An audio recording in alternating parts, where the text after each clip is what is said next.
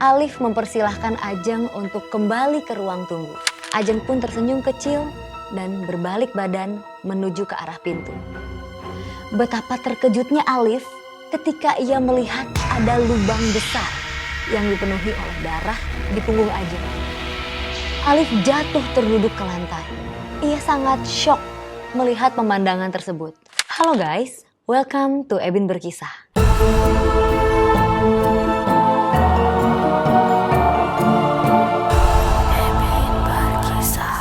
Hari ini aku mau bacain lagi cerita mistis lainnya yang dialami oleh para musisi. Nah, udah ada lagi nih cerita yang masuk ke email aku. Yuk kita cek. Cerita kali ini kita dapat dari Alif. Halo Ebin, perkenalkan nama saya Alif.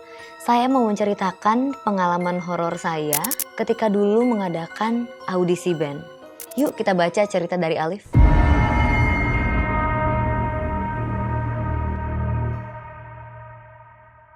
Waktu zaman kuliah dulu, Alif adalah seorang basis band dengan aliran pop rock. Saat itu, bandnya sudah mulai dikenal oleh masyarakat setempat. Di tengah jalan menuju awal kesuksesan, vokalis band mereka hengkang karena ingin fokus menyelesaikan kuliahnya. Akhirnya, Alif dan kedua teman bandnya, Sandi dan Argi, mengadakan audisi untuk vokalis baru. Karena merasa band mereka sudah mulai punya nama, Sandi menyarankan agar audisi band diadakan dengan proper dan serius. Mereka berencana untuk menyewa sebuah aula gedung untuk menyelenggarakan audisi. Namun sialnya, uang kas dari band mereka sedang menipis karena sudah lama tidak manggung. Akhirnya Argi pun menyarankan untuk menyewa sebuah aula gedung tua di kota mereka yang terkenal angker. Karena harga sewa yang sangat murah. Mereka bertiga langsung setuju. Mereka tidak terpengaruh dengan kisah-kisah mistis yang menyelimuti gedung tersebut. Ya paling cuma cerita lebay karyawan-karyawan gedung itu aja, pikir mereka. Akhirnya tibalah hari H audisi. Audisi diadakan pada malam hari karena di siang harinya Alif, Sandi, dan Argi harus mengikuti UAS terlebih dahulu. Pihak pengelola gedung mengantarkan mereka ke aula yang berada di lantai 2. Pihak pengelola berpesan agar mereka tidak menggunakan ruangan dan lantai lainnya tanpa seizin pengelola. Akhirnya, Alif, Sandi, dan Argi pun mulai mempersiapkan audisi. Namun tiba-tiba, Alif iseng untuk melihat-lihat ke sekeliling lantai 2. Tak lama kemudian, Alif menemukan tangga untuk menuju ke lantai 3. Karena penasaran, Alif pun naik ke lantai tersebut. Betapa senangnya Alif saat ia melihat sebuah ruangan yang tampak tidak terurus. Menurutnya, estetik ruangan tersebut sangat cocok dengan genre yang diusung oleh band mereka. Alif pun kembali ke aula dan menyarankan agar ruangan audisi dipindahkan ke ruangan lantai 3 itu. Awalnya Sandi dan Argi sempat ragu. Namun setelah melihat ruangan yang diceritakan oleh Alif, mereka pun langsung setuju. Setelah selesai mempersiapkan audisi, mereka pun menunggu kedatangan para peserta audisi. Tidak lama dari situ, 3 orang perempuan cantik datang mengetuk pintu. Ketiganya memiliki rambut hitam panjang dengan kecantikan khas kota mereka. Wangi melati harum tercium dari ketiga perempuan itu. Mereka mengatakan kalau mereka ingin ikut audisi. Ketiga perempuan tersebut pun mengenalkan diri. Mereka bernama Nur, Ajeng, dan Widya. Mendengar nama-nama itu, Alif, Sandi, dan Argi sempat tertawa karena terdengar seperti nama orang dulu. Akhirnya, audisi pun dimulai. Nur yang mendapatkan giliran pertama langsung masuk ke ruangan audisi dan mulai bernyanyi. Alif, Sandi, dan Argi sangat terkesima dengan penampilan Nur. Menurut mereka, suara Nur sangat cocok dengan musik pop rock. Setelah Nur, mereka pun memanggil Ajeng yang mendapatkan giliran kedua.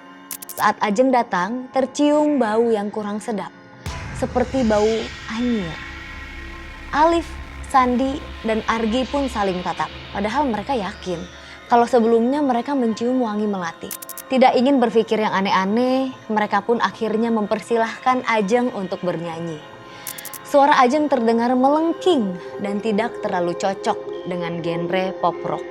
Alif dan Argi memberikan penilaian yang negatif untuk Ajeng. Namun kebalikannya, Sandi sangat menyukai penampilan Ajeng. Menurutnya suara Ajeng indah dan cara penyampaiannya sangat menyentuh emosi. Alif, Sandi, dan Argi sempat berdebat.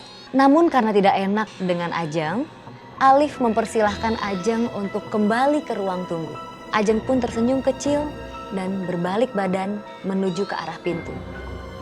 Betapa terkejutnya Alif ketika ia melihat ada lubang besar yang dipenuhi oleh darah di punggung Ajeng. Alif jatuh terduduk ke lantai. Ia sangat syok melihat pemandangan tersebut. Sandi tampak tidak percaya.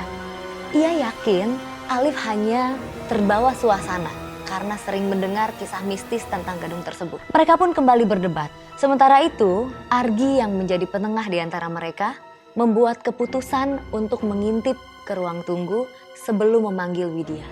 Saat mereka mengintip, terlihat 3 perempuan berwujud seperti kuntilanak dengan baju yang berwarna merah berdiri menghadap ke tembok.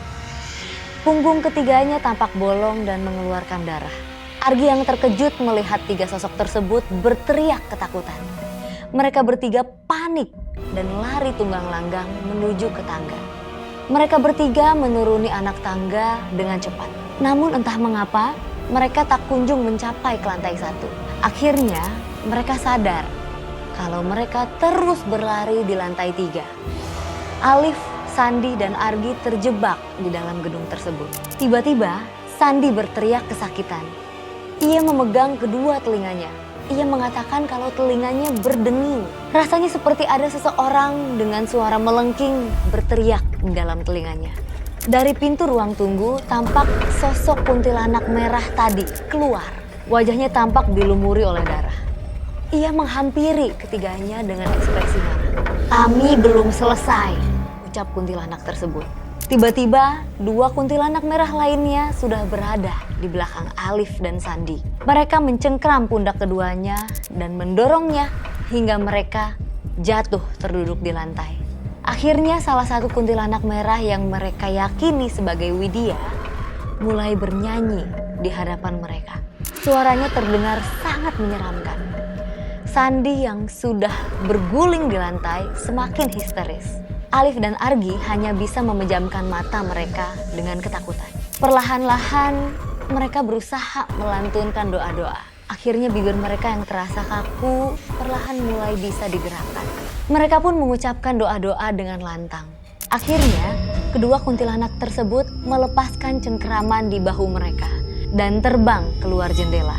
Sementara itu kuntilanak Widya tampak berteriak marah lalu merasuki Sandi. Teriakan Sandi pun semakin menjadi-jadi. Tiba-tiba Sandi muntah darah. Alif dan Argi pun berteriak minta tolong. Tak lama, satpam yang menjaga gedung naik ke lantai 3. Satpam itu pun membantu mereka menurunkan Sandi yang mengamuk ke lantai 1.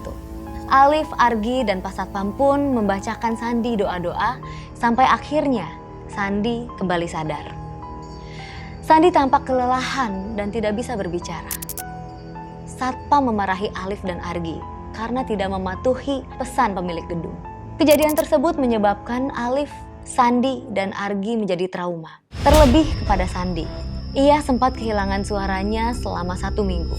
Bahkan terkadang saat sendirian, telinga Sandi sering berdenging seperti saat dirasuki oleh kuntilanak merah itu. Gimana guys menurut kalian? Kalau menurut aku sih, cerita dari Alif ini mengingatkan kita untuk nggak sompral di tempat yang baru, ya nggak sih? Apalagi kalau tempat itu terkenal tempat yang angker. Dan juga kita harus mematuhi aturan. Kalau dikasih tahu jangan masuk ke ruangan lain, ya artinya jangan masuk ke ruangan itu. Intinya patuhilah peraturan yang ada.